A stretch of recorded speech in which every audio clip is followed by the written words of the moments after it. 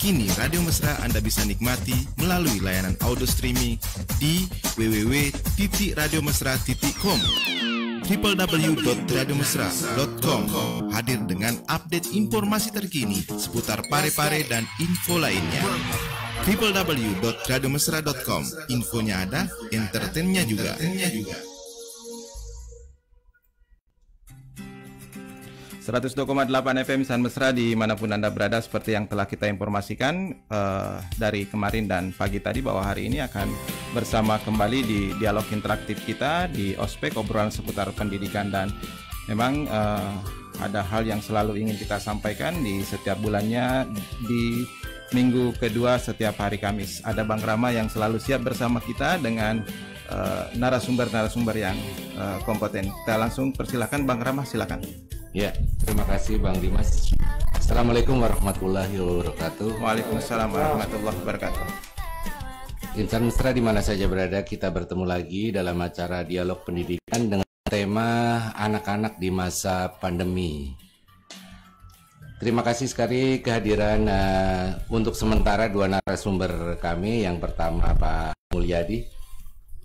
Selamat pagi menjelang siang Pak Mulyadi. Ya. Kemudian yang kedua adalah ini Pak Mulyadi mewakili orang tua ya. Kemudian Dr. Hendrik Sampeangin, MKes, ini Direktur Akper Fatimah. Iya, Bang. Selamat siang. Selamat siang, Bang. Iya. Kita akan cerita-cerita ini masalah pendidikan dan masalah anak-anak kita. Tentunya di masa pandemi COVID-19 yang sudah berlangsung sekitar 5-6 bulan, hampir 5-6 bulanan. Ketika mulai bulan Maret kita rasakan 5-6 bulanan sampai sekarang belum juga usai. Ini yang sangat dirasakan baik oleh orang tua, oleh pihak sekolah maupun oleh pihak pemerintah sendiri sebenarnya. Kenapa ini belum juga selesai-selesai masalahnya? Dalam tema anak-anak di masa pandemi ini ada 3 item yang saya coba sampaikan kepada insan mesra di mana saja berada. Nanti kita bahas bersama-sama. Yang pertama adalah apa sebenarnya yang dirasakan orang tua selama ini. Ini keluhan-keluhan orang tua selama ini. Kemudian yang kedua adalah masa depan anak-anak kita. Bagaimana masa depan anak-anak kita, karena persoalannya bukan berhenti sampai di sini saja. Persoalannya ini ada dampak yang tersembunyi pada anak-anak kita ke depannya. Bukan kalau dilihat pada masa sekarang mungkin ya biasa-biasa saja anak-anak kita. Tetapi untuk ke depannya 10, 15, 20 tahun ke depan ini anak-anak kita sangat memiliki dampak sekunder akibat pandemi ini. Jadi anak-anak kita itu sebenarnya terkena dampak yang sangat berbahaya dan multidimensi pada anak-anak kita. Kemudian yang berikutnya sebenarnya kalau narasumber saya insya Allah sebentar akan hadir, yaitu Bapak Kamaludin Kadir, Ketua Komisi 2 DPRD Kota Parepare yang sementara ini paripurna di DPR. Insya Allah sebentar hadir. Itu kita akan membahas juga masalah regulasi pemerintah kota di bidang pendidikan. Jadi Pak Dr. Hendrik dan Pak Mulyadi, kita mulai bincang-bincang ini. Yang pertama saya ingin Pak Mulyadi dulu ini. Oh ya, tapi Bang Rama sebelumnya kita ingatkan untuk insan mesra yang mendengarkan. Oh iya, silakan. Buka ya. Layanan interaktif, silakan. Nanti ada 2 layanan telepon. Sebenarnya ini layanan telepon kita selalu kita gunakan. Yang pertama silakan telepon di 0421 23556. 0421 23556. Dan berikutnya Anda bisa berinteraksi juga melalui telepon 0852 9952 0104 0852 9952 0104, dan juga bisa menggunakan layanan WhatsApp. Sementara yang menonton live kita di Facebook, Anda bisa ikut berkomentar melalui kolom komentar. Silakan Bang Rama. Iya, terima kasih Bang Dimas. Informasinya untuk interaktif kita, insan mesra yang ada di mana saja berada, silakan nanti kita boleh bertanya-tanya. Di sini ada 2 narasumber sementara ya. Baik kepada Pak Mulyadi maupun kepada Pak Dr. Hendrik ini. Saya ke Pak Mulyadi dulu ini. Bagaimana ini Pak Mulyadi sebagai orang tua ini tentunya jenuh di rumah, jenuh bahkan di luar di sana. Saya banyak mendengar. Ini sudah ada semacam kekerasan verbal di rumah karena kejenuhan itu. Dampak dari kejenuhan itu kekerasan verbal. Yang dimaksud kekerasan verbal ini dalam bentuk kata-kata, Pak. Dalam bentuk kata-kata kadang-kadang kalau orang tua sudah jenuh, emosi apa dan sebagainya ya. Ini prolog saja, Pak. Bagaimana Pak Mulyadi dirasakan selama ini? Ya, silakan Pak Mulyadi. Pertama, Pak, saya sampaikan terima kasih banyak.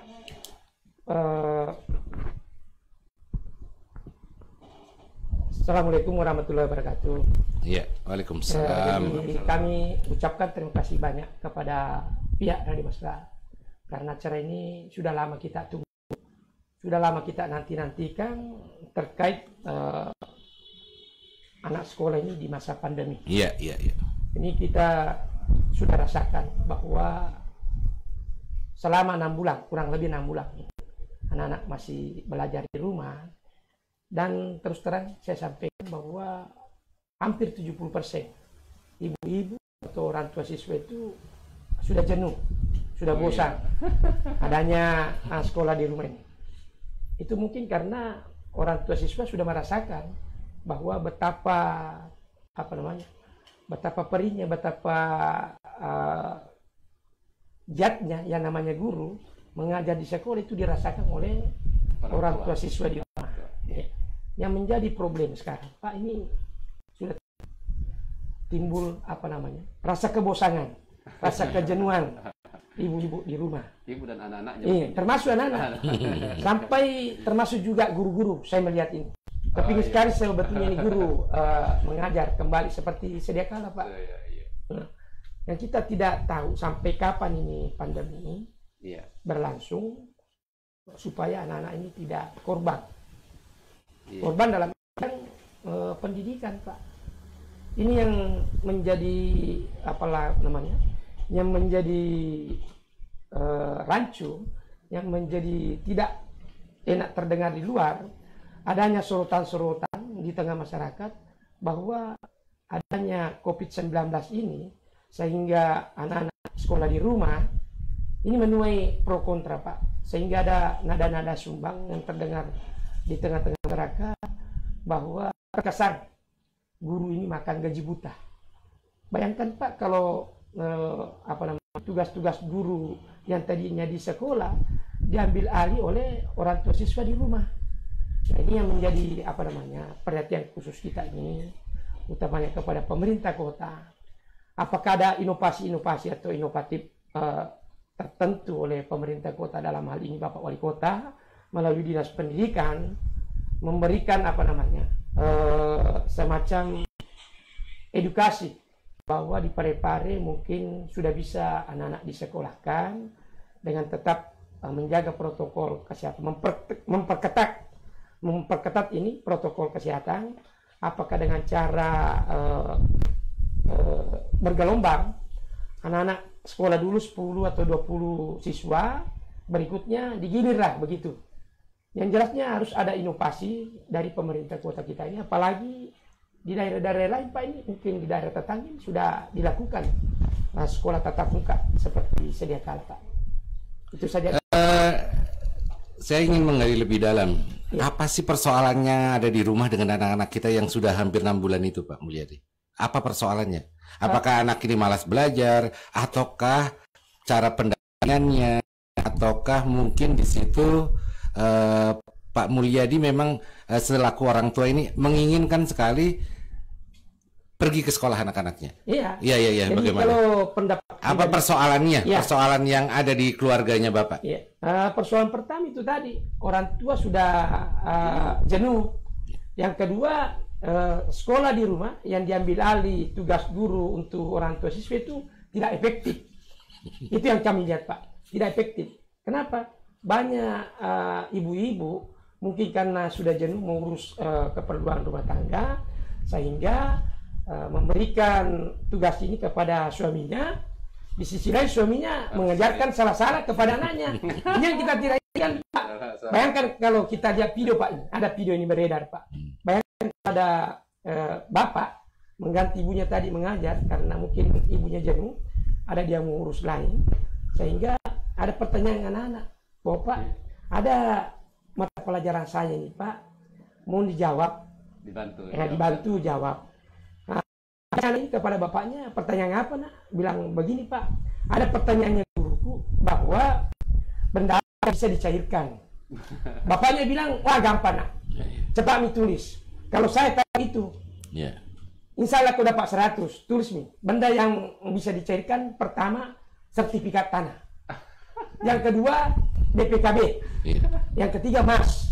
Ini kan persoalan-persoalan seperti yang kita tidak inginkan, sehingga anak-anak ini ke depan semacam anekdot saja anekdot saja tadi betul, dalam keluarga tapi memiliki makna yang sangat dalam apa yang disampaikan Pak Mulyadi tadi.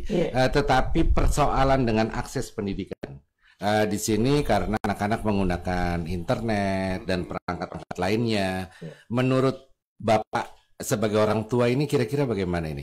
Ini persoalan di akses internet, kemudian bukan hanya kuota saja, juga perangkatnya.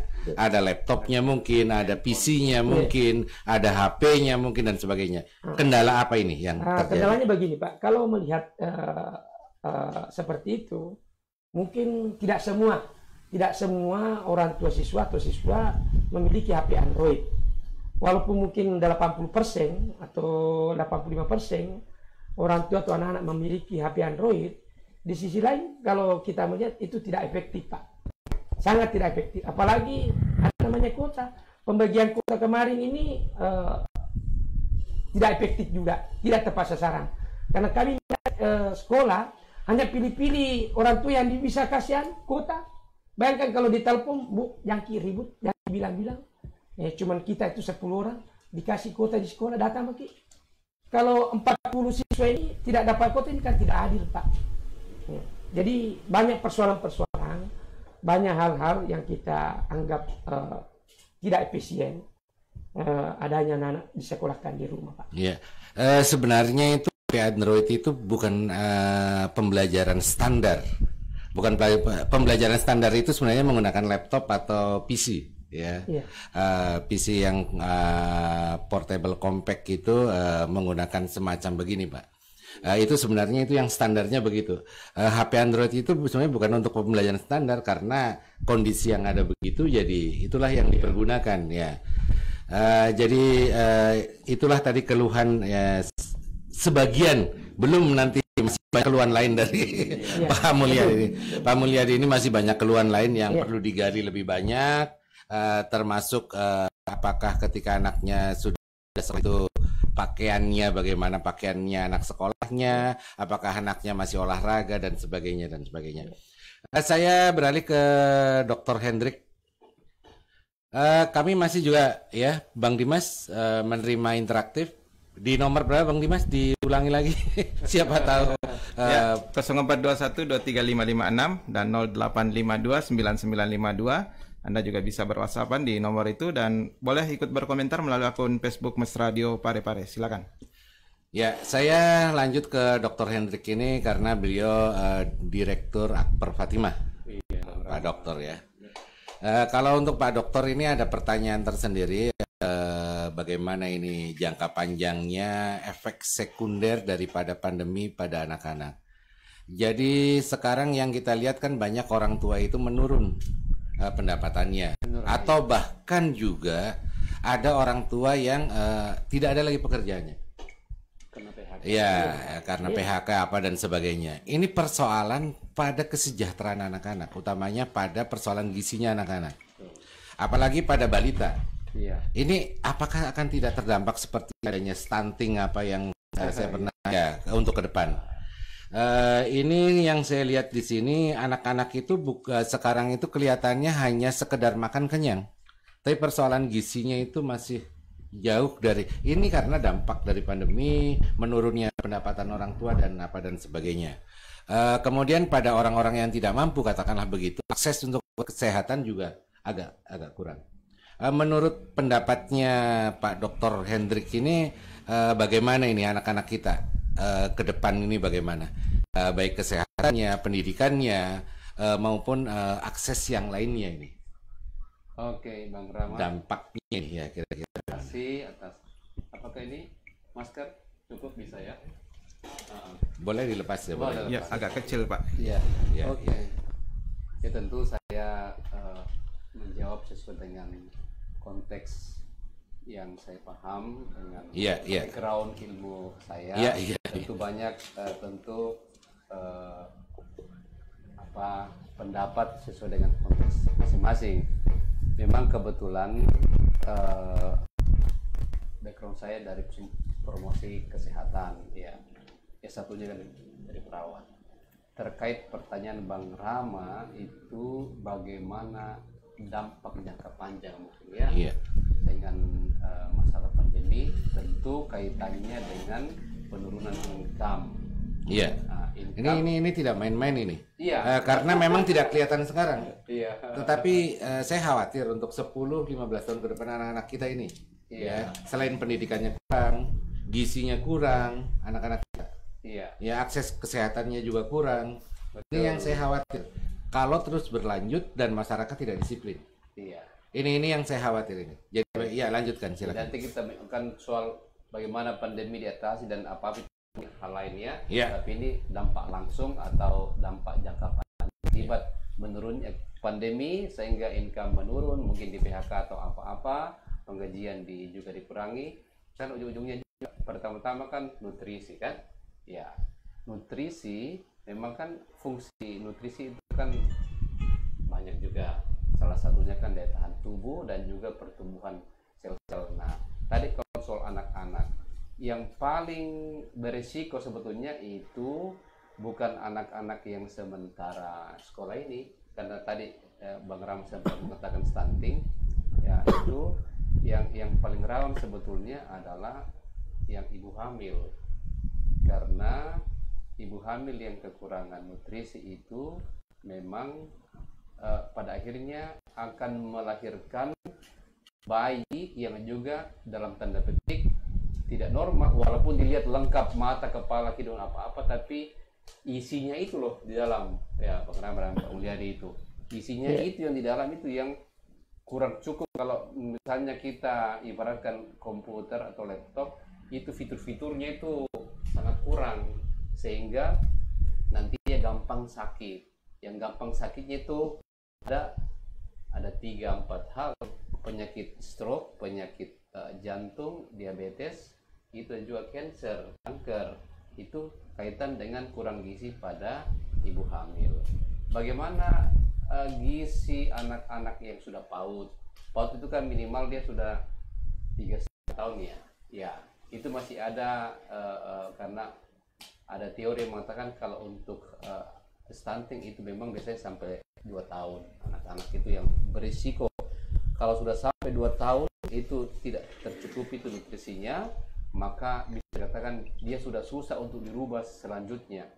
Walaupun 2,5 tahun dikasih gizi sampai dia remaja dewasa, itu sudah fiturnya di dalam itu sudah susah untuk modi, karena dia sudah irreversible, sudah susah untuk diibu. Nah, kalau tadi itu anak sekolah kita yang paling berdampak jangka panjang itu sebetulnya itu anak PAUD, itu pendidikan PAUD. Kalau anak-anak SD ya tentu saja ada efek juga, tapi bukan kecerdasan yang jangka panjang. Ya mungkin kalau dia kurang konsumsi nutrisi, tentu saja dia ngantuk, akhirnya juga cepat sakit, akhirnya dia tidak bisa dia tidak bisa mengakses pembelajaran yang jarak jauh. Misalnya sudah jarak jauh, mungkin juga dia tidak punya perangkat tadi, tambah konsentrasinya kurang mampu karena nutrisi kurang, atau tambah dia sakit-sakit, ya kan semakin itu. Nah, bagaimana anak-anak yang kondisinya kurang mendapat ilmu pengetahuan yang cukup sampai ke depan? Kan kita saja kompetensinya sama, tahu Pak Mulyadi? Kompetensinya anak-anak dia, karena kita memang tidak tahu berapa lama ini. Karena vaksin ini kan paling lama itu vaksin menurut sejarah, paling cepat itu vaksin ditemukan itu 1 tahun paling cepat. Apalagi ini virusnya ya juga memang sudah pandemi, sudah seluruh dunia. Jadi dampak-dampak jangka panjang itu kan ya kalau dia kompetensinya kurang, tentu saja ujung-ujungnya pengangguran, karena dia tidak bisa berkompetisi mendapatkan pekerjaan ke depan. Itu yang secara garis besar dulu begitu. Ada penelpon dulu, Oh, iya. Pak Ya. Dokter. Ya, silakan untuk penelpon. Oh, iya. Lanjut, Pak Dokter. iya. Jadi tadi yang dimaksud tadi adalah persoalan-persoalan kemampuan anak, cara berpikir anak, tapi Iya. gizi kurang, maka Iya. otomatis ya. Ya, ada. Ya, silakan. Ya, Assalamualaikum Ibu, silakan. Halo, Assalamualaikum. Ya, silakan Ibu, langsung ke pertanyaan. Ada ini Pak keluhan orang tua murid yang ada anak sekolah Pak. Iya. Masalahnya ini Pak tidak ada HP Androidnya ini orang tuanya. Jadi kalau dia mau belajar dia pinjam HP-nya tetangganya Pak. Baru tidak ada kisah orang tuanya, tidak ada bapaknya. Ya, boleh berinteraksi Bang Rama kalau Iya. Maksudnya HP-nya tetangga yang dipinjam. Iya, kalau mau belajar anaknya. Nah, itu memang Mewakili Pak, saya punya cucu keponakan ini Pak. sekolahnya di mana ini, Bu? Di SD 85 Pak, salah satu. Oh, di SD 85 Ibu ya. Nanti insya Allah nanti Iya. bisa disampaikan sama kepala sekolahnya.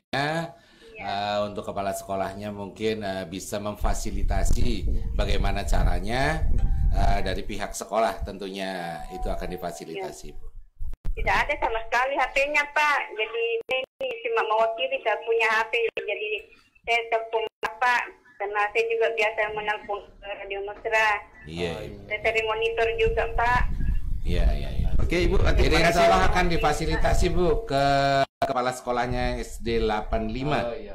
SD 85 ini di Atas nama siapa, Bu? Perumnas, Bu ya? Di Perumnas Pak, Lompok Muridnya atas nama siapa? Ari Bayu Cakra namanya Pak. Adi Bayu Cakra. Ari Bayu Cakra. Oh ya.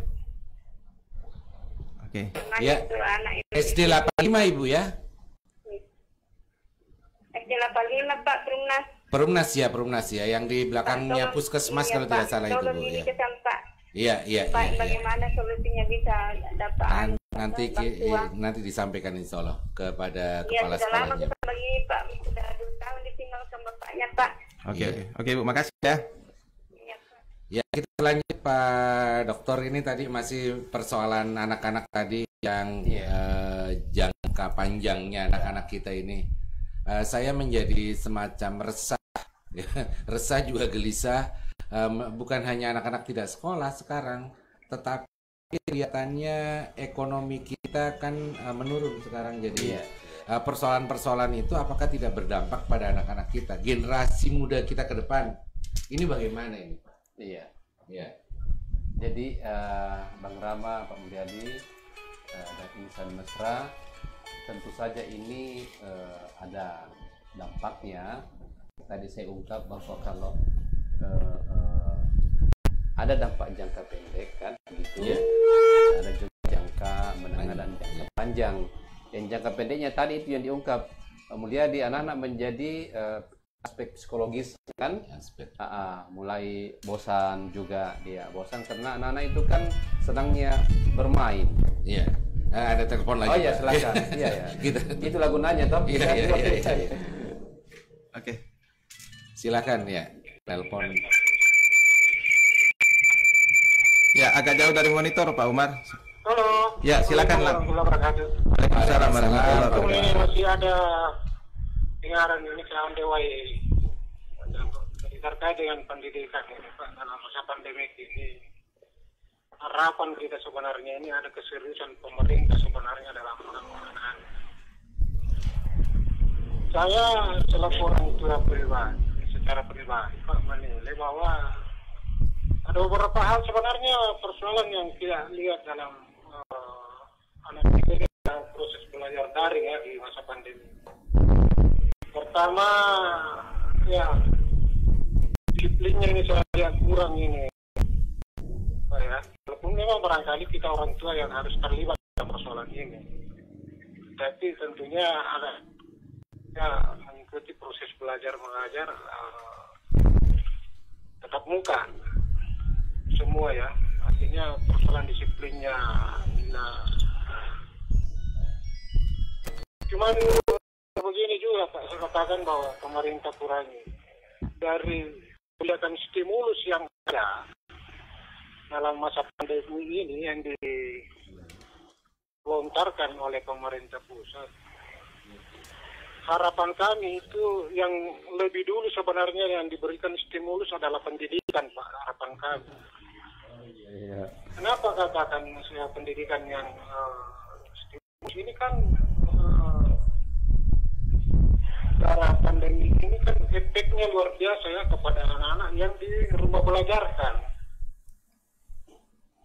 Kenapa baru bulan September ini baru dipikirkan dari pusat sana bahwa harus kita belikan data atau kuota anak-anak ini? Ya. Tapi ya kita bisa maklumi lah, lebih baik apa ya istilahnya terlambat daripada tidak ada sama sekali. Iya. Cuman harapan kita Positif. ini ada keseriusan Pak, pemerhati pendidikan sebenarnya juga. Bukan bahwa akan disalahkan Pak. Sebenarnya harapan kami ini selaku orang tua peserta itu ada keseriusan sebenarnya. Semua pihak yang simpati atau pemerhati pendidikan sebenarnya ini mendesak pemerintah kemudian mencari sedetail-detailnya data terkait dengan persoalan anak-anak belajar lewat daring dalam pendidikan. Ini saya lihat Pak kurang ya. Hampir atau taruhlah Radio Mesra ini melakukan seperti ini Pak. Iya. Bagus. Ya. Harapan kita ini sebenarnya ada keseriusan pemerintah daerah kerjasama dengan ini untuk melakukan hal itu. Ini kan upaya yang dilakukan Radio Mesra ini, ya untung-untunglah kalau bisa ada percepatan penyampaian persoalan dan keluhan ya seperti itu tadi.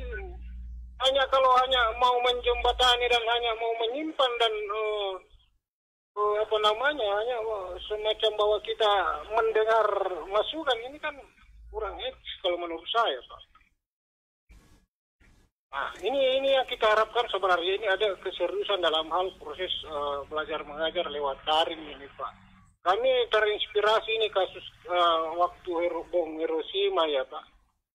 Waktu ini sejarah yang kita baca ini setelah meledaknya ini bom atom ini, apa yang terjadi pada waktu itu? Ada yang mengatakan bahwa masih ada guru yang hidup ya. Iya. Betapa kita bercermin di situ Pak bahwa ketika ada suatu bencana atau suatu kejadian betapa pentingnya namanya pendidikan. Kan ketika kita berbicara guru Pak ya pasti kita berkaitan dengan pendidikan ya. Seperti itu Pak ya. Nah, betapa pentingnya yang namanya pendidikan ini. Nah, ini yang kita harapkan Pak.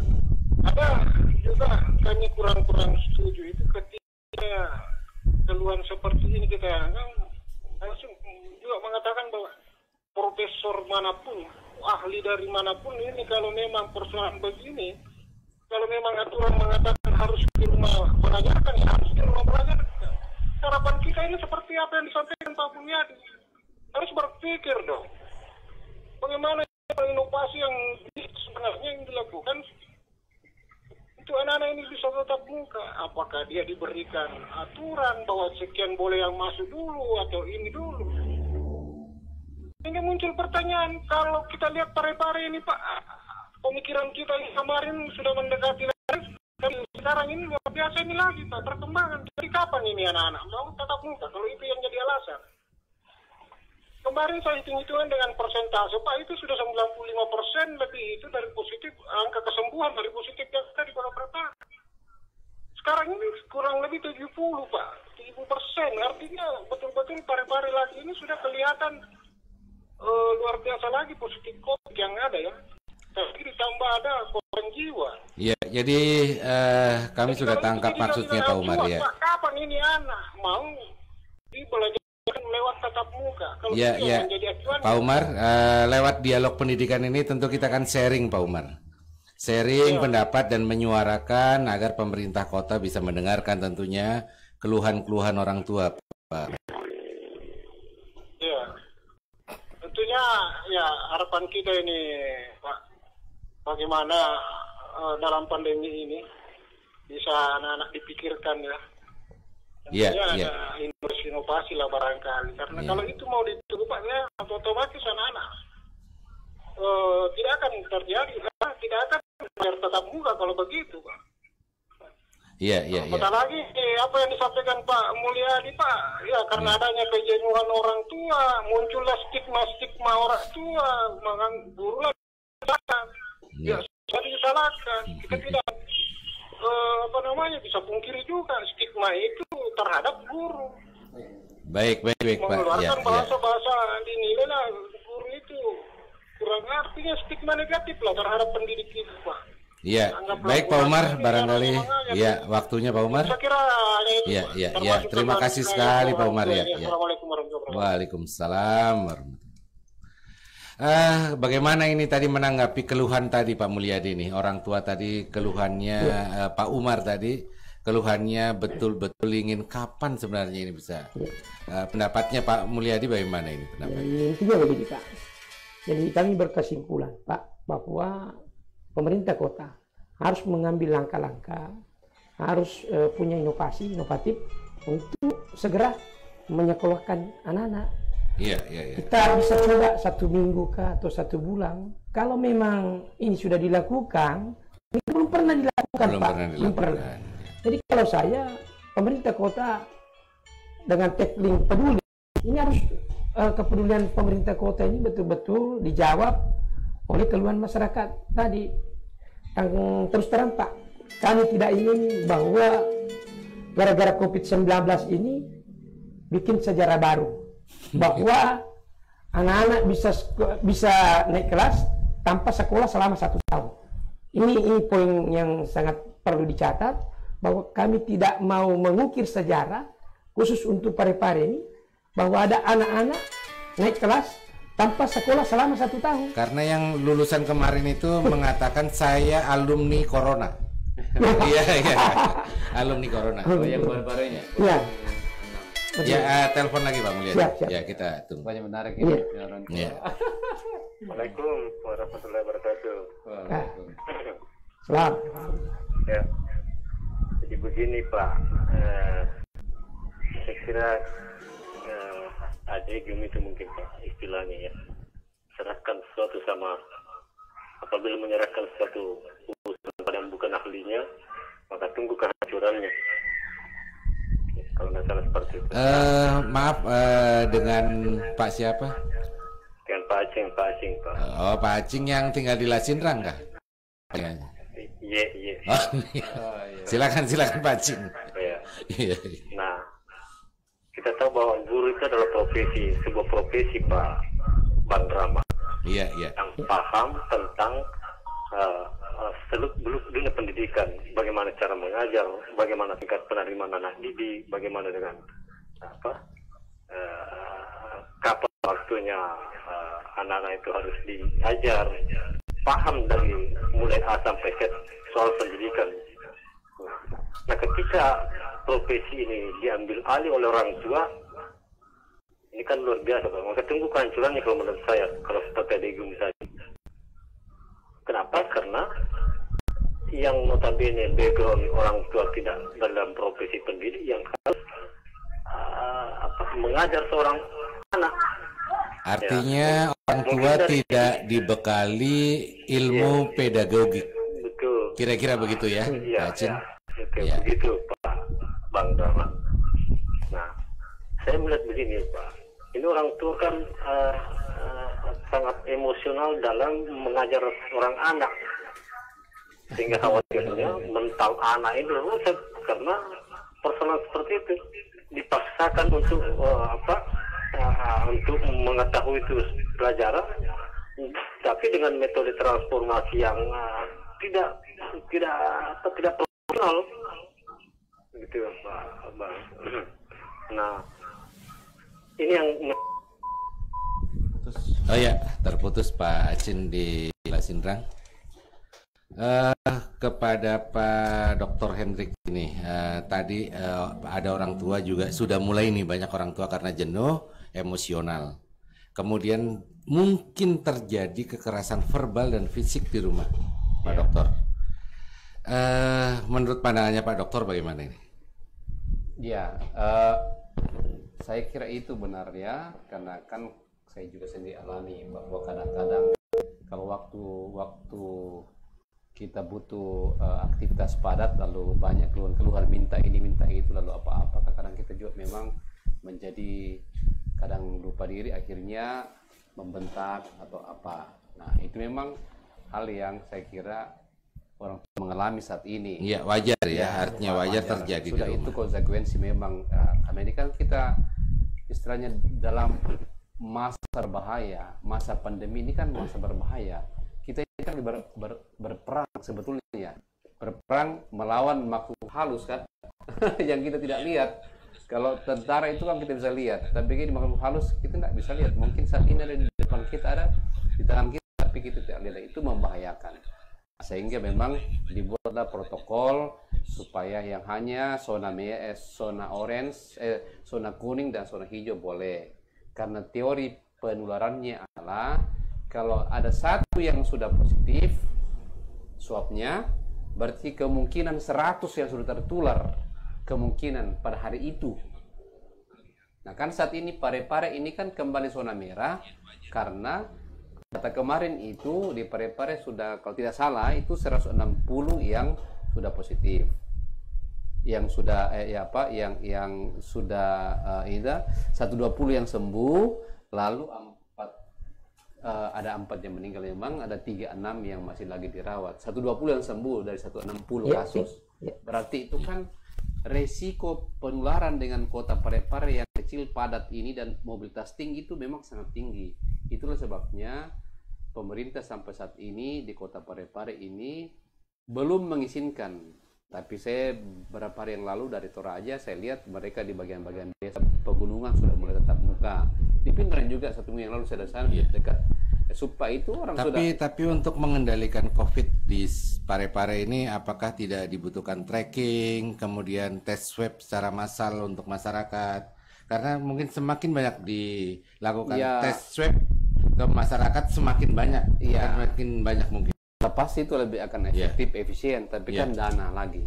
Sangat mahal itu, sangat mahal untuk itu. Sehingga kan istilahnya ini mungkin pemerintahnya menggunakan dana-dana cadangan yang saya juga tidak tahu persis, yang memang bisa dipakai dana tak terduga atau apa yang bisa dimanfaatkan. Kalau untuk mau fokus ke situ juga ya bisa saja tergantung kebijakan kira Pemda setempat. Kita kembali ya, bukan kita tidak mempersoalkan dana masalah COVID itu. Kita kembali ke tadi orang tua yang emosional Pak Dokter ya. Orang tua yang apa tip-tip yang paling bagus untuk orang-orang tua kita yang karena kelelahan fisik, kelelahan mental, kita wajar lah namanya orang tua dalam kelelahan begitu terus mengeluarkan kata-kata sebagai kekerasan verbal, kata-kata yang kurang pantas mungkin, atau ada juga yang kekerasan fisik ya, secara fisik mungkin dicubitkah atau apa dan sebagainya ya. Itu kan kewajaran di tengah kelelahan itu emosional itu akan muncul. Menurut Dr. Hendrik ini tip-tip apa untuk orang tua ini? Tip yang paling praktis itu dan murah adalah memang orang tua harus memahami bahwa memang ada kecenderungan akan mengalami masa-masa sulit seperti ini, gampang emosional. Itu harus dipahami pertama-tama supaya kita sadar bahwa saya ada resiko untuk cepat marah atau apa. Seperti ya saya contohkan, ketika saya pulang ke rumah saya sudah harus setting pikiran saya, jiwa saya bahwa ini saya di rumah, maka saya akan membantu orang-orang di rumah, anak atau apa. Karena kalau pikiran-pikiran masih di organisasi kita bawa, pikiran di pekerjaan, pasti kita akan merasa terganggu, sangat terganggu, dan itu muncul kebosanan dan mungkin kekerasan. Tapi kalau ketika di pintu kita sudah pintu rumah, Bang Rama, maksudnya kita ganti channel. Sekarang saya seorang ayah, seorang suami, atau saya sekarang sebagai seorang istri, ibu, peran saya itu adalah di rumah. Itu yang saya coba sehingga kegelisahan, kejenuhan itu bisa saya kurangi. Karena pertama-tama saya bilang saya sadar, oh ini saya akan resiko lagi, akan capek kalau apa-apa. Jadi saya hanya fokus lagi untuk urusan di rumah. Itu yang pertama. Kedua, memang kita juga harus ya belajar. Kan sekarang internet sudah gampang kita dapatkan. Itu kalau kita punya ya perangkatnya kan HP dan kuota. Belajar bagaimana itu pendampingan anak di masa pandemi. Kan itu banyak teori yang dalam sini kita bisa lihat. Kita bisa ciptakan waktu-waktu tertentu untuk bisa mendengarkan apa keluhan anak. Jadi yang pertama, orang tua harus memahami bahwa ini masa-masa sulit. Yang kedua, ada waktu untuk bertanya kepada anak, apa kesulitanmu? Memang kita mungkin tradisi di Bugis dan di Timur ini kurang terbiasa untuk menanyakan kepada anak-anak. Tapi harus dicoba, karena kalau tidak dicoba untuk bertanya, kita pikir dia senyum-senyum baik-baik, padahal di dalam hatinya lagi banyak masalah. Dia juga pasti stres, sehingga dia menampakkan itu. Nah, untuk solusi jangka menengah dan jangka panjang, tadi juga segera penelpon dan Pak Mulyadi dan teman-teman sudah sampaikan, memang harus ada gerakan juga dari pemerintah. Apakah pemerintah menggandeng LSM, NGO atau apa untuk mencarikan dana CSR? Untuk apa dana CSR itu? Ya kan, itu bisa dipakai untuk pendampingan orang tua. Memang belajar di internet kan tidak semudah kita bayangkan. Mungkin ada teori, tapi dia tidak bisa pakai. Harus ada pendampingan anak, bagaimana efektifnya belajar di rumah. Semacam trauma healing ya Pak? Iya, semacam itu. Orang tua juga harus dibekali skill. Skill menjadi orang tua di masa pandemi. Ini satu hal yang harus kita juga pelajari, karena ini kan asing untuk kita semua kan. Tidak begitu. Tapi cerita-cerita ini nanti Pak, menurut Pak Mulyadi ini, Pak Mulyadi pernah melakukan itu kepada anak-anak secara tidak sadar. Oh, itu Pak. Emosional tiba-tiba apa kepada anak-anak mungkin sebagai orang tua karena kejenuhan, capek apa dan sebagainya. Kalau saya cuma merasakan penilaiannya, kalau ibunya memang secara langsung merasakan itu emosional. Tetapi kalau saya penilaiannya begini Pak, selama anak-anak belajar di rumah selama pandemi ini, ada hal-hal yang kurang kurang yang didapatkan mutunya ketimbang waktu sekolah tatap muka di rumah. Itu pertama Pak, ini anak-anak itu kurang disiplin. Tadinya itu anak-anak waktu sekolah seperti sedia kala tatap muka, itu kalau malam hari itu sudah mengatur jadwalnya untuk tidur. Sekarang dia berpikir bahwa enggak apa-apa saya tidur sampai jam 2, jam 3 karena saya kan tidak bangun pagi-pagi. Dulu waktu masih sekolah dia kan harus siapkan diri untuk ke sekolah, bangun jam 6 atau setengah 6 untuk ke sekolah. Sekarang anak-anak ini Pak, memang kalau dipikir tidak disiplin lagi Pak. Bayangkan anak-anak saya Pak, terus terang bangun sampai jam 10, jam 9. Itu hal-hal yang sangat sedih saya melihat ini. Nah, jadi kalau saya tidak ada alasan, tidak ada pemerintah kota dalam hal ini wali kota, karena biasa kita tanya-tanya kepala dinas ini tidak punya apa-apa. Apalagi kalau kita melihat background kepala dinas kita ini kan masih PLT. Intinya pemerintah kota segera menyekolahkan anak-anak dengan protokol kesehatan yang ketat. Kedua, apakah dia membagi 10 atau 20 siswa per harinya. Yang penting sudah dicoba, kita coba 1 minggu atau 1 bulan. Kalau memang tidak efektif, pemerintah bisa melarang. Yang penting pemerintah Kota Parepare sudah melakukan hal-hal apa yang diinginkan oleh masyarakat, Pak. Minimal simulasi dulu. Simulasi dulu Betul. di sekolah itu ya untuk pembelajaran itu. Artinya begini Pak, apa yang disampaikan Pak Dokter ini, tidak semua di Parepare ini zona merah. Ada sekolah memang mungkin kita coba. Intinya kita coba buka sekolah, ruang, karena kasihan ini anak. Pertama, tidak ada pengenalan antara siswa dengan guru, siswa dengan siswa, belum ada sampai sekarang Pak. Itu yang kita gelisah melihat. Sebenarnya bukan hanya persoalan kasihan anak-anak Pak, kasihan juga orang tua di rumah. Termasuk orang tua. Kasihan orang tua di rumah. Iya, orang tua banyak yang kasihan, terbengkalai pekerjaannya apa dan sebagainya ya. Nah, ini juga anak harus ke sekolah. Pak Dokter, ini bagaimana ini Pak Dokter? Tadi kita jadi bagaimana caranya, adakah hubungannya emosional seseorang ini dalam kesehatan ini? Iya. Ini bagaimana munculnya emosional ini di kesehatan ini. Terkait Artinya dengan kenapa situasi. orang bisa tiba-tiba emosionalnya muncul? Iya. Nah, dari sisi kesehatan ini bagaimana, Iya. bagaimana cara kita mengerem? Iya. Ya, Jakarta kan sekarang harus mengerem. Ya, Iya, yang iya. saya dengar tadi malam itu harus mengerem. Nah, Iya. ini bagaimana untuk mengerem emosional orang tua?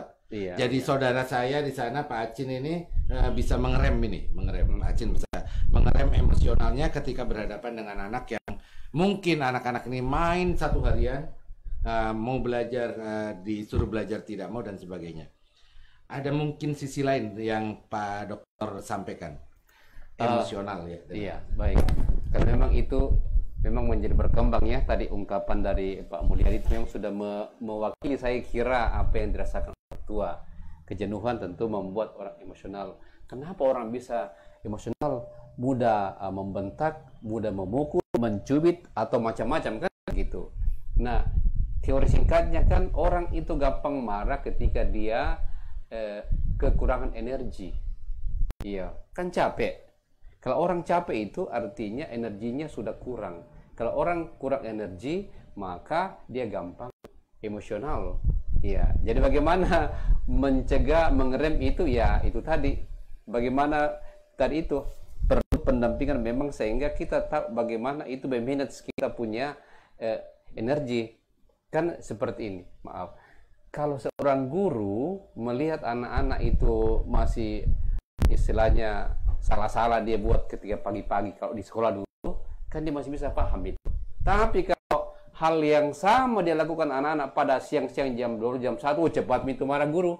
Karena sudah mulai kekurangan energi toh itu. Ya, tipsnya adalah ya pertama-tama memang orang tua harus tahu bahwa karena ini masalah pandemi sudah sangat kompleks, mengurangi gaji misalnya, mengurangi aktivitas keluar, banyak kegiatan yang kita melakukan ini, itu membuat kita menjadi terkuras energi karena menahan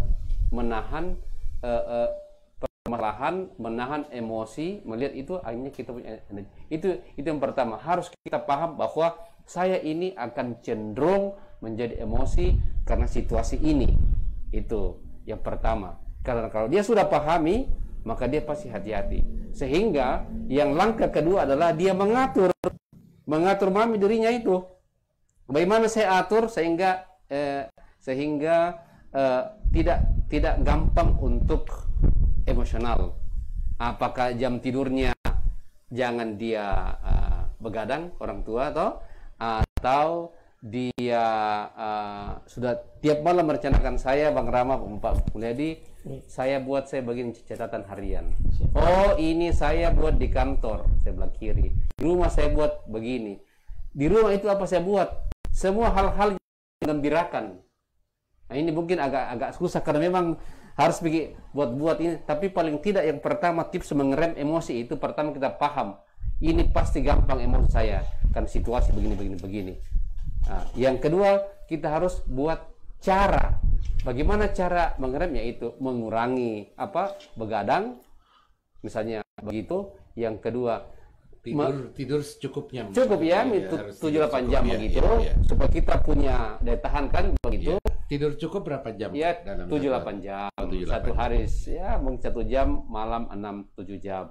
Kemudian kita memang memikirkan apa yang saya mau buat untuk anak-anak saya bisa bergembira.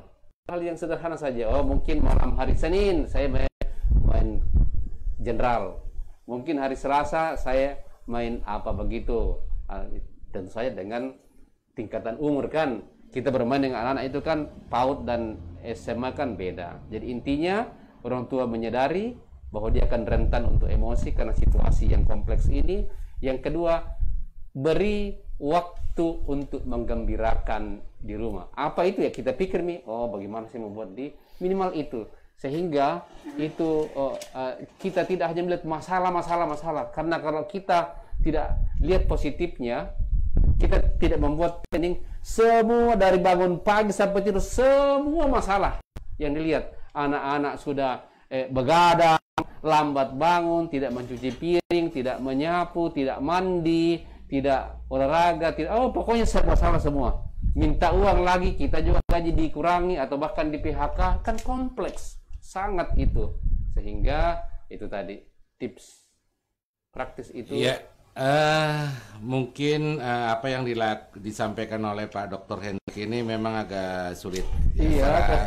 Karena masyarakat kita kan pragmatis ya, artinya yang gampang-gampang saja ya. Iya. Kepinginnya yang mudah-mudah saja. Harus coba. Ya, tetapi kalau mau dicoba dan dicoba bagaimana, yang jelas yang diinginkan Pak Dokter ini kan suasana rumah tangga yang harmonis. Tapi bagaimana mau harmonis kalau pendapatan kurang? Masing-masing antara ibu dan bapak di rumah ini masing-masing mencari rezeki. Betul. Ya, ini kadang-kadang yang menjadi kesulitan banyak orang tua. Bang Rama, maaf saya tambah sedikit lagi. Jadi formasinya saya sebut formasi 1332 untuk mencoba kita menghadapi situasi ini. Boleh saya sampaikan? Ya, maksudnya bagaimana itu 1332 ini? 1332 ini ya, ini pertama ya. Jadi ini untuk untuk keseluruhan ini. Formasi ini bisa untuk mengurangi juga COVID-nya, mencegah. Karena ini kan ujung-ujungnya kita ini emosi di rumah oleh karena COVID kan. Karena COVID maka pendapatan menurun. Pendapatan menurun membuat orang tua di rumah gampang kesal karena tidak ada beli kuota atau apa-apa.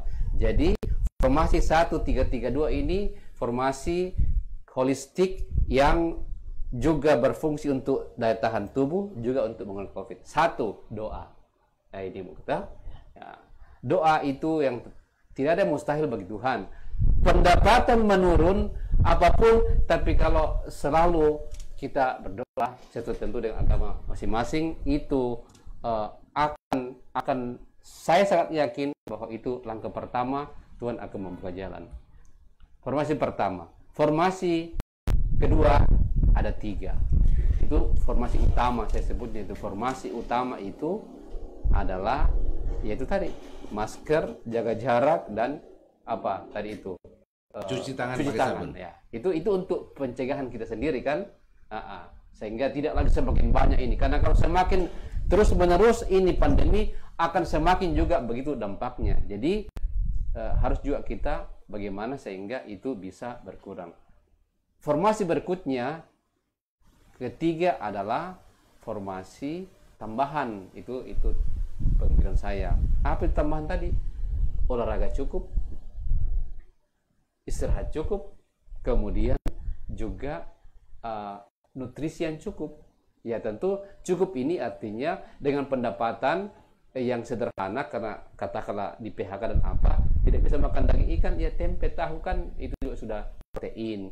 Sayur tidak bisa sayur yang enak-enak, ya cukup daun kelor kalau ada kan begitu. Yang penting ada ikan sedikit, tempe atau apa, ada sayur sedikit, lalu ada nasi. Tidak ada beras ya mungkin ubi atau apa. Intinya ada karbohidrat. Harus juga sehat. Jadi nutrisi, istirahat, dan gerak, olahraga. Lalu formasi yang lanjutan yang kedua itu adalah tetap optimis, pikiran positif bahwa ini pasti akan kita lalui walaupun kita melihat bahwa ini gelap. Bagaimana kapan berakhirnya ini? Kapan anak-anak mau sekolah ini? Harus positif.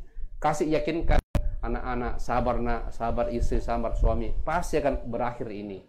Nah, lalu yang tadi apa tadi itu ya mungkin itu yang saya bisa. Satu lagi ada pertanyaan orang tua ini. Bagaimana cara kita menguatkan protokol kesehatan kita di rumah?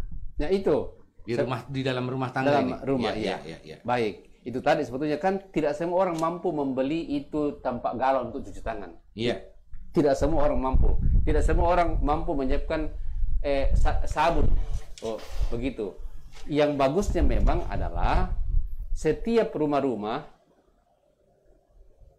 itu minimal ada tempat wadah air, kalau bisa mengalir, kalau bisa. Kalau tidak bisa ya biar ember baru nanti cuci. Ada sabun, kalau tidak bisa sabun yang Lifebuoy cair, ya sunlight yang gosok-gosok itu. Pokoknya intinya masuk di rumah, cuci tangan dan pakai sabun. Mau di dekat tangga, dekat mana atau apa. Dan jangan ragu-ragu, jangan malu-malu menyampaikan ke tamu, tabe, cuci tangan kita mungkin tidak terbiasa orang Bugis kita di sini karena kita familiar kan, itu kurang enak mungkin mau suruh-suruh kita punya tamu itu jangan sampai tersinggung ya, tapi harus kalau kita hadapi masa pandemi begini tidak bisa bawa perasaan saja, harus disampaikan. Jadi ya tentu kalau memungkinkan ada apa tadi itu ya tentu bagus kalau ada.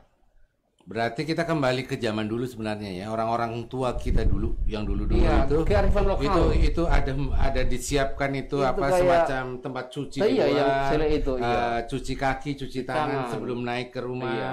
Orang-orang tua kita dulu ya, termasuk air minumnya mungkin sudah memang Iya. dari apa tembikar itu dari Iya. tanah liat itu Pak, yang dulu di luar itu memang sudah ada. Jadi orang tua kita dulu memang ada hal yang positif yang Iya. memang patut kita tiru. Kemudian kembali ke Pak Mulyadi nih, harapan-harapan ini Pak Mulyadi. Tolong saya disampaikan apa harapan-harapannya sebagai orang tua siswa, baik kepada sekolah maupun kepada pihak pemerintah kota. Iya. Jadi harapan kami nih Pak, terus terang bahwa pemerintah kota harus punya inovasi, harus berinovatif untuk mencoba menyekolahkan anak di Parepare dengan cara melakukan protokol kesehatan yang ketat. Apakah dengan cara gelombang atau cara-cara memperketatlah. Intinya pemerintah kota selalu mencoba. Tidak ada alasan bahwa pandemi COVID ini anak-anak terus-terus sekolah di rumah. Itu yang pertama Pak. Yang kedua, kami berharap bahwa ini yang menjadi problematika kita ini, bahwa sebenarnya kepingin semua yang berkompetensi ini merupakan anak-anak, tapi di sisi lain ini yang menjadi simpang siur, siapa yang mau bertanggung jawab ketika ada apa-apa. Ini yang perlu juga diperhatikan Pak. Kalau saya, semuanya harus tanggung jawab oleh pemerintah kota. Pemerintah kota kan punya dinas kesehatan. Pemerintah kota punya sekolah, dinas pendidikan. Jadi saya tidak ada alasan Pak untuk tidak menyekolahkan anak-anak. Nah, itu pun harus dilakukan dengan cara-cara ini edukatif, secara komprehensif. Itu harus dilakukan Pak, sehingga anak-anak tidak menjadi korban, orang tua siswa juga tidak menagih janji bahwa di mana kepedulian pemerintah kita ini supaya anak-anak kita ini tidak terbengkalai sekolahnya di bidang, utamanya di bidang pendidikan Pak. Rupanya itu harapan-harapan dari Pak Mulyadi sebagai orang tua siswa ya, orang tua siswa di rumah yang sudah hampir 6 bulan Pak Mulyadi ya. Tapi apa yang disampaikan oleh Pak Dr. Hendrik tadi, apakah itu diperlukan oleh banyak orang tua pendampingan tadi? Semacam pendampingan, CSR dari banyak pihak ya, dari di Parepare banyak ya, banyak BUMN maupun BUMD. CSR-nya itu bisa untuk pendampingan orang tua, baik dari sisi teknologi maupun pendampingan dari tadi ya, pendidikan anak tadi ya, pedagogisnya tadi. Kira-kira dibutuhkan tidak itu Pak Mulyadi? Sangat dibutuhkan. Sangat dibutuhkan. Kami sepakat Pak. Dibutuhkan seperti itu. Kalau bisa perlu juga ada LSM yang awal ini. Ya, ada gerakan-gerakan masyarakat ya. Jadi masyarakat merasa terlindungi. Iya. Artinya maaf Mas Bang Rama, kalau toh pemerintah masih sangat sibuk menangani hal yang lain, ya tidak apa-apa ada mungkin NGO, mungkin Radio Mesra atau apa yang akan memulai. Akbar Fatimah gimana Pak? Siap membantu. Oh, siap membantu. Pasti siap. Akbar Fatimah siap membantu jadi nanti gabungan di situ ada dari teknologinya mungkin yang pintar, kemudian pendampingan dari sisi konselingnya kepada orang tua ya, konseling kepada orang tua. Kalau tadi barangkali hal-hal yang ingin disampaikan oleh Pak Dr. Hendrik ya sebelum kita nanti closing statement nanti masalah pandemi dan anak-anak ini, apa yang harus dilakukan ini? Jadi ya singkat saja, kalau mau cepat kita tatap muka, itu harus dari kita sendiri yang harus berkontribusi. Dalam artian, ini kan kita semua rindu kan? Rindu mau cepat tatap muka. Tapi kita tidak bisa berharap hanya pada pemerintah dan lain-lain. Harus mulai dari diri sendiri, dari keluarga. Jadi orang tua dan anak-anak sekolah harus memberi kontribusi. Dalam bentuk apa kontribusinya? Yaitu tadi, mencegah. Kita sendiri harus mencegah. Tidak, kalau orang bilang begitu, yang tidak penting sekali keluar. Sehingga ini bisa berakhir. Karena kalau sudah berakhir, melandai, ya kita bisa tetap muka. Kita pada posisi kuning saja. Artinya jumlahnya tidak tiap hari meningkat. Itu diperbolehkan dari regulasi, dari undang-undang kan memperbolehkan ya. Ya. Zonanya itu merah, oranye, kuning dan hijau. Iya, hitam paling berat kan. Oh, hitam. Jadi hijau itu aman-aman. Kemudian masih kuning ada ya beberapa yang sedikit, untuk ya. Kalau orange itu juga ada tapi tidak melonjak. Nah, kalau merah kan sudah melonjak. Hitam sudah sangat banyak. Ya. Kalau pare-pare itu hitungannya gimana itu? Ya kan bisa sampai merah. Dia dikatakan merah. 2 minggu lalu sepertinya masih orange. Tiba-tiba nih kan sekarang karena kemarin bertambah lagi 6 atau 9 kasus baru. Itu kan langsung dikategorikan merah kan itu tadi. Satu saja yang positif, kira-kira sudah 100 lagi yang kena itu.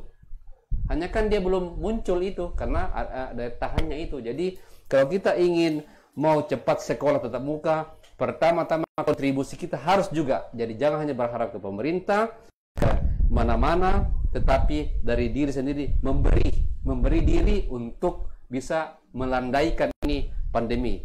Dengan cara itu tadi, taat protokol baik di rumah dan sabar menunggu sampai kita ke zona kuning dan bisa kita. Tapi bagaimana cara membiasakan diri ini untuk semua masyarakat? Barangkali penyampaian dari Direktur Akbar Fatim ini, bagaimana membiasakan diri dan menguatkan diri dengan protokol kesehatan. Iya, baik.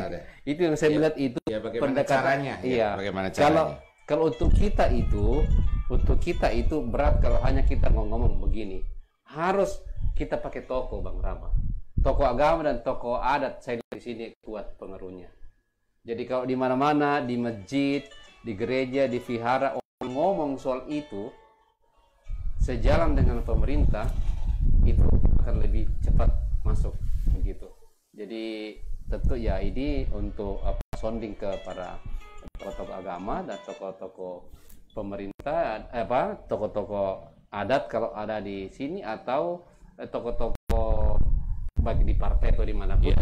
Semakin banyak tokoh yang berbicara, semakin gampang. Kalau mungkin kita sekarang ngomong, tolong kalau di rumah minimal ada ember sedikit, ada sabun, itu mungkin susah. Tapi kalau semua orang ngomong begitu, apa bedanya orang pasang bendera? Orang semua pasang bendera. Tetapi kalau bilang pasang, siapkan ember, mungkin dia bisa beli motor, tapi mau siapkan saja ember apa namanya itu galon yang ada cuci tempat kasih keluar air dan hand sanitizer, sabun, mungkin susah sekali. Bukan. Nah, saat ini di dunia hanya Asia Tenggara yang masih meningkat. Eropa, benua Australia, benua Amerika itu semua sudah melandai.